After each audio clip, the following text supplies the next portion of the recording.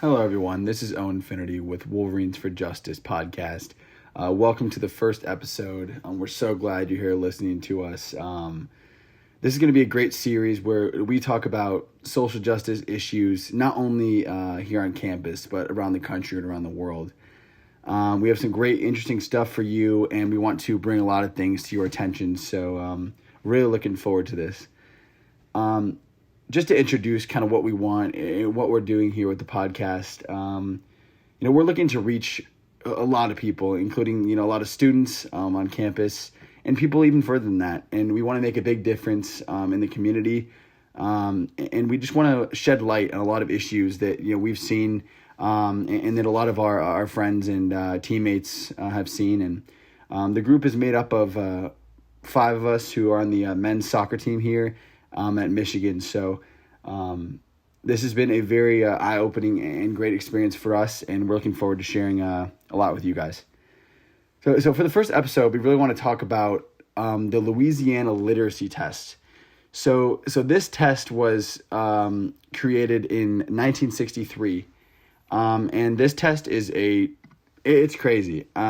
We took it as a team, actually, a couple months ago, and I hadn't heard of it before then. I know a lot of the guys haven't either, and it just showed how crazy segregated our country was in the 60s.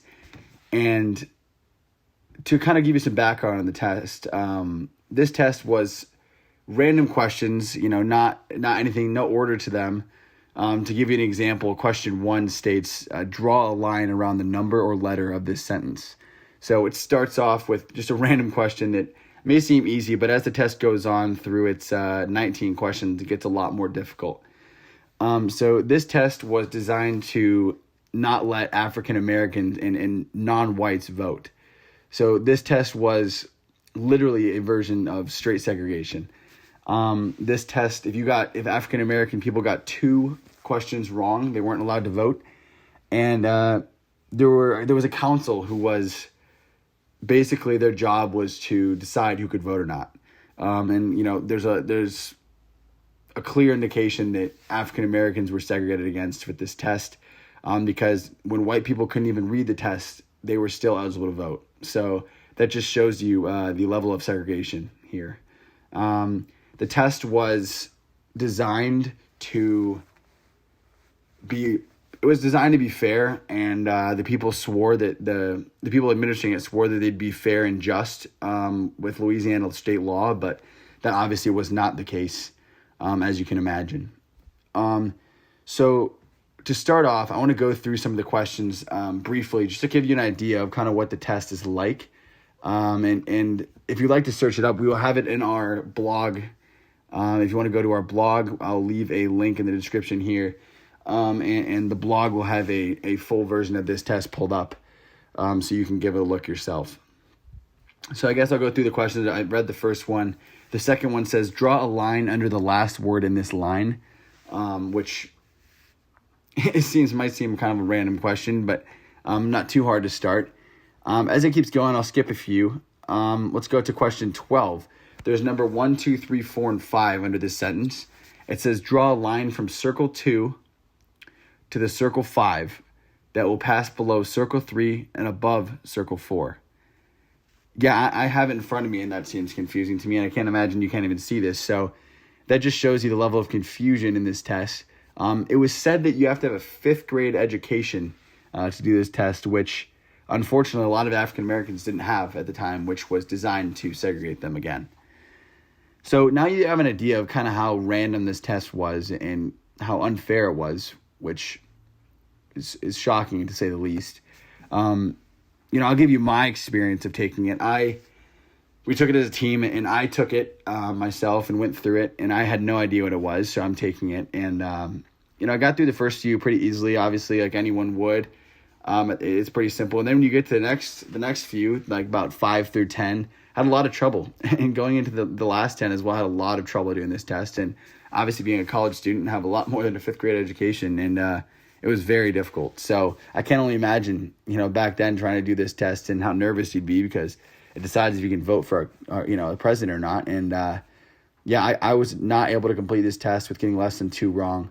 which just shows, I've obviously had a middle school and high school education and some of a college education, and I can't imagine if you hadn't been educated trying to do this test.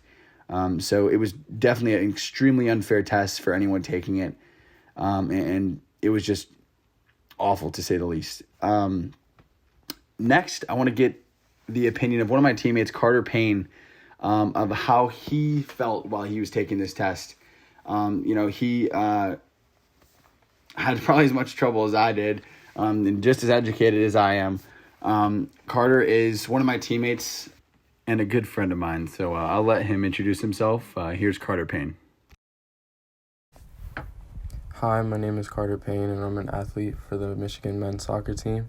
And earlier this year, we took a sample literacy test that was administered to African Americans back in the day. In order for them to have voting rights, they needed to pass it. And after taking the literacy test, I was surprised how difficult and how tricky the test was. And it made me feel disgusted about how this was allowed to be administered to African Americans and other minorities. And it helped me realize that as an African American, I can't take my voting rights for granted, and I'm privileged to be allowed to do the things that I can today. Thank you, Carter. I think that we can all agree with you that today we cannot take our voting rights for granted. And while saying that, there is still a lot of segregation in voting today and a lot of discrimination against minorities in our voting system in the United States. For example, in the last election, there were polls closed in urban areas which targeted minorities. People in urban areas especially had to drive sometimes over an hour to 2 hours to drop their ballots off, which, a lot of people didn't have the ability to get to these polls or to these drop-off stations to drop their ballots off, which, led to a lot of minorities not voting, which, is shocking to me, as well as, people not being able to get to these polls. People also weren't able to get their ballots. A lot of people weren't able to get their ballots in the mail for whatever reason, and had also issues shipping them. So there are a lot of issues still in our voting system that discriminate against minorities, and you can see that to this day there's still a lot of issues. We still have a very long way to go before things are considered, quote unquote equal. But we have come a long way since the 60s, which might seem a long time ago, but, in the retrospect and the big picture isn't actually as long as you think. Coming from the 60s where African Americans and minorities were basically unable to vote because of these, literacy tests in the South and plenty of other issues going on. But like Carter said, we have to take our right to vote very seriously today, and really take advantage of that and make our voices heard, and make our stamp on the election. I know that a lot of people, don't think that their vote counts, but that is completely not true. We have to make sure that we, take advantage of that, and really just hold that right close to our hearts. I think the people in the 60s would have done everything they could to have the rights we have today, even though they're not perfect. And it's sickening to think that, minorities and African Americans have to deal with these versions of segregation in voting. But the main thing we have to do is to make these issues heard, and make change. So that is going to be it for our first podcast. Not too long of a podcast, but I really wanted to highlight, that literacy test in Louisiana from the 60s, because, that is really shocking to me. I hadn't heard of it before I took it, and I really wanted to kind of make more people aware of it, because it's something that really shows the systemic racism and just the segregation in the voting not too long ago in the 60s. I also wanted to, share Carter's, his kind of story on taking the test, and I wanted to share kind of his perspective, as well as mine. So like I said, that's going to wrap up our podcast. Please check out our blog, our Twitter, and our Instagram. Those will be linked in the description below. Also, leave a subscribe, a like, and we will see you guys next week on the podcast.